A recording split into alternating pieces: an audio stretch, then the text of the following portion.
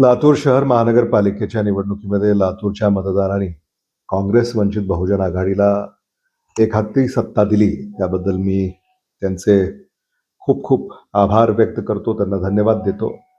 आणि लातूरच्या मतदारांनी पुन्हा एकदा दाखवून दिलं की लातूर हे नेहमी सत्याच्या बाजूने उभं राहतं आणि गुणवत्तेच्या बाजूने उभं राहतं. जे मुद्दे आम्ही लोकांपुढे घेऊन गेलो ते त्यांना पटले आणि म्हणूनच एवढं घवघवीत यश लातूरच्या मतदारांनी आम्हाला दिलं. नाही, आता राजकारणामध्ये म्हणजे जेव्हा लढायचं असतं तेव्हा लढायचं असतं आणि आम्ही लढलो आणि जिंकलो.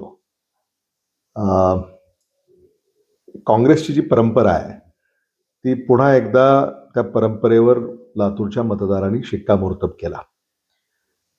आदरणीय विलासराव देशमुख साहेब, आदरणीय शिवराज पाटील साहेब, आदरणीय शिवाजीराव पाटील निलंगेकर साहेब यांची जी वैचारिक परंपरा आहे त्याच्यावर शिक्कामोर्तब झालं असं मी मानतो.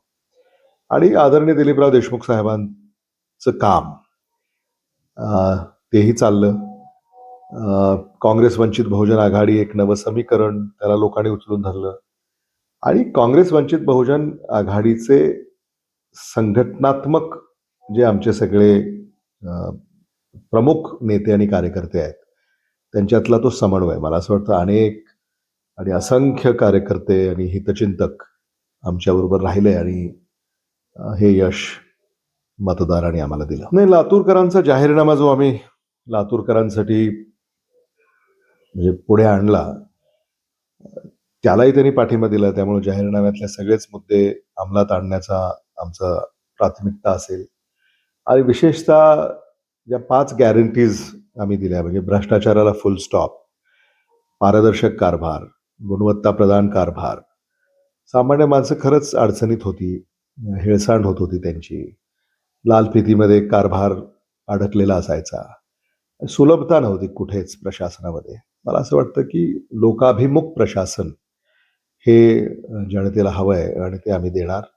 अनेक योजना आहेत, म्हणजे महिलांना मोफत सिटी बस आहे, किंवा नागरिकांचा आरोग्याचा विमा आहे, अपघाताचा विमा आहे, नागरिकांच्या वार्षिक आरोग्य मोफत जी तपासणी आहे ते असेल, वाहतुकीची कोंडी याच्यावर तोडगा काढणं असेल, आणि मग ज्या मूलभूत गरजा आहेत, लातूरचा विस्तार होतोय आणि विस्तारलेल्या लातूरमध्ये अजूनही विकास कामं करायची आहेत किंवा ती अजून झालेली नाहीत.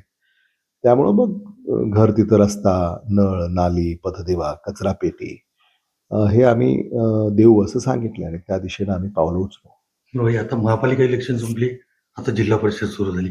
काँग्रेस वंचित आघाडी अजून संपली नाही, अजूनही प्रमाणपत्र घेत आहेत आमचे विजयी उमेदवार. मला असं वाटतं सायंकाळपर्यंत सगळं त्याच्यावर शिक्कामोर्तब होईल. मला असं वाटतं की काँग्रेस वंचित बहुजन आघाडीचा विजय, त्या विजयाचा आनंद आज घेऊ, पुढचं पुढे.